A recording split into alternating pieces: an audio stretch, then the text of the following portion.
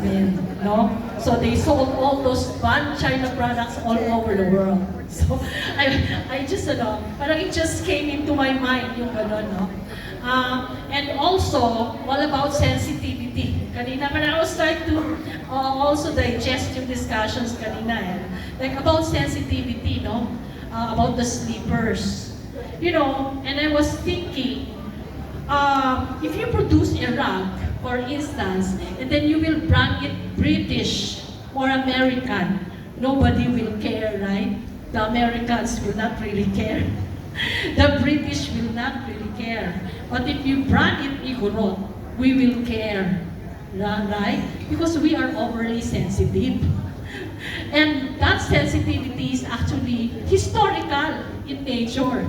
Parang sa mga Black Americans, there is history there kasi parang we thought of ourselves as parang lagi na lang tayong inaapi. Parang ganon, no? Paano tayo inaapi? Pati ba naman sa products, parang inaapi pa rin tayo. Something like that. But the Americans would not really feel that way. Ure man kiti, dito pagpiganan kat Amerika ko na, awang mo ti pakialam na, handa nga agrali siguro. So, well, those are just things that I thought of while listening intently to the discussion of Dr. Stanley. So, what I will do today is actually something different. No? This is, as I mentioned, tourism perspective. The topic that was given me is traditional expression, sites, and expositions. But I just like to just walk you briefly lang para you understand where tourism is coming from and the relationship of tourism and creativity. No? So, I'd like to present and walk you through the mandate. Bakit yung tourism na yan? Ano ba talaga itong tourism na yan? No? And ang mandate kasi ng Department of Tourism is here, no? Para you will understand where we're coming from and our role when it comes to culture and creativity. No? So, well, of course, we are a national government agency, and we are in charge of planning. We are in charge of programming. We are in charge of coordinating, and we are in charge of regulating the tourism industry in terms of promoting and developing as a whole yung tourism in the Philippines. And we have many attached agencies. So we work with our attached agencies, and these are, for instance, the Tourism Enterprise Zone Authority or Tourism Infrastructure and Zone Authority. Yan yung infrastructure arm of the Department of Tourism. So ito yung yung nagde-designate ng mga tourism eco zones, no? And also we have a Tourism Promotions Board. Yan yung marketing and promotions. Yan yung nagmamarket sa international and domestic. And na yung Filipino is also an attached agency of the Department of Tourism. Intramuros Administration, Philippine Retirement Authority, and yung Philippine Scuba Diving. So, madaming coverage ang Department of Tourism. Okay? Now, we cannot work alone. So, we coordinate multi-sectoral, multi-level agencies, private and government. So, we work with you. Otherwise, we cannot do tourism on our own. Okay? So, since I said planning, dapat national tourism development tayo. No? So we have formulated the National Tourism Development Plan, and which was recently approved this year by our very own President Ferdinand Bongbong Marcos under the leadership of our Secretary Cristina Garcia Prasco. And the good news is that much emphasis in the National Tourism Development Plan, the vision for Philippine tourism really made emphasis on culture. No? So it said we should establish a Philippine industry anchored on Filipino culture, heritage, and identity, which aims to be sustainable, to be resilient, competitive in order to transform the Philippines into a tourism powerhouse. No? So that is our vision. And of course, there are many things to consider when you do that kind of a na ambition, no? A lot macroeconomic level or yung macro level development is really huge. So, pakikialaman mo yan yung connectivity, pakikialaman mo yung convenience of travel, pakikialaman mo yung equality na tinatawag. No? Equality can mean yung the standards of the products, the things that you produce, which we consider in tourism as byproducts. And pakikialaman mo yung standards of the services, no? Where you stay, what you eat or where you eat, and generally what you buy, to form part of the whole experience when you go to the destination.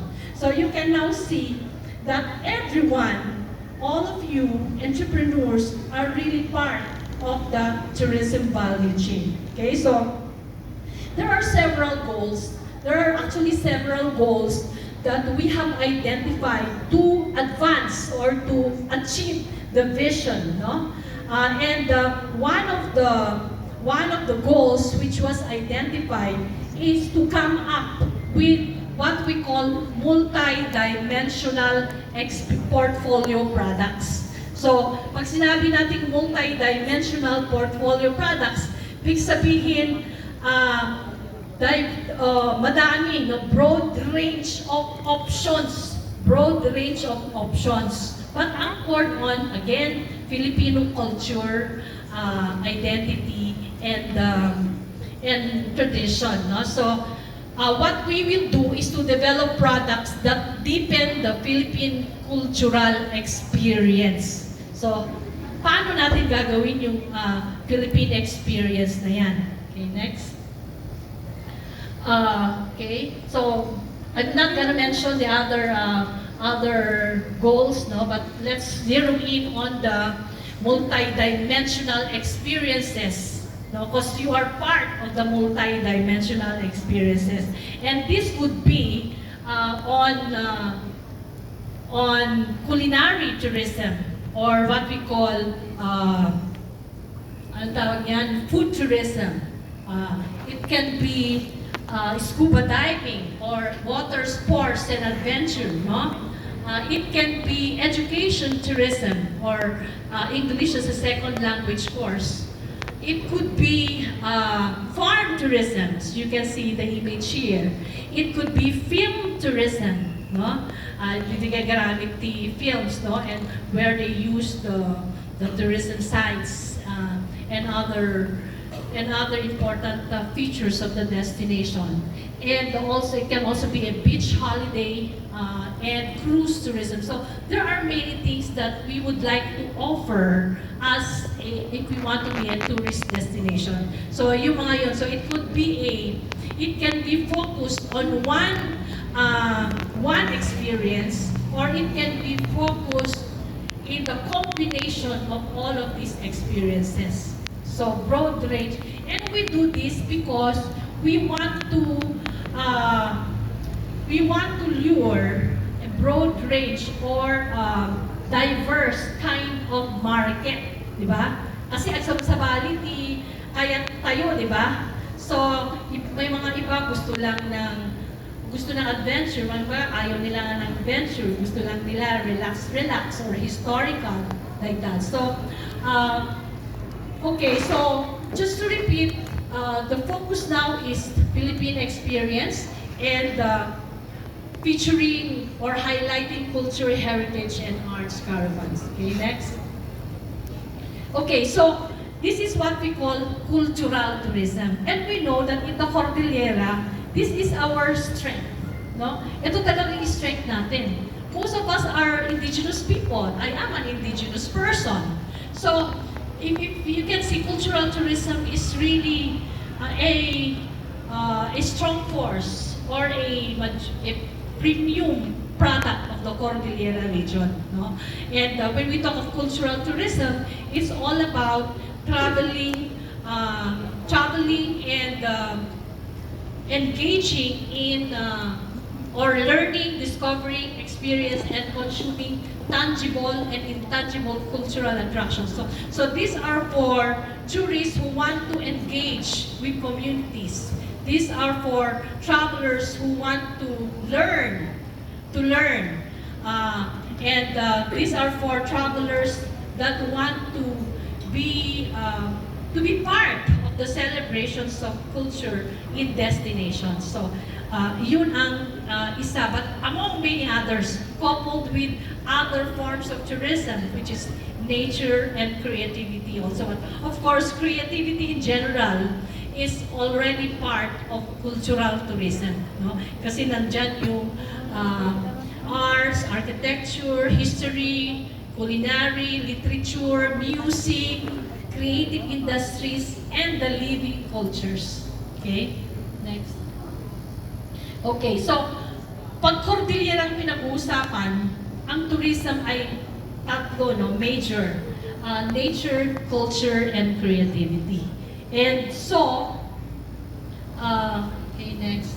So this is where the topic already come in, no? Indigenous or traditional expressions, cultural tourism sites in the region, expositions and festivals in the Cordillera region. So that's already under the cultural tourism. So yung pinag-uusapan natin kanina, cultural tourism actually yun.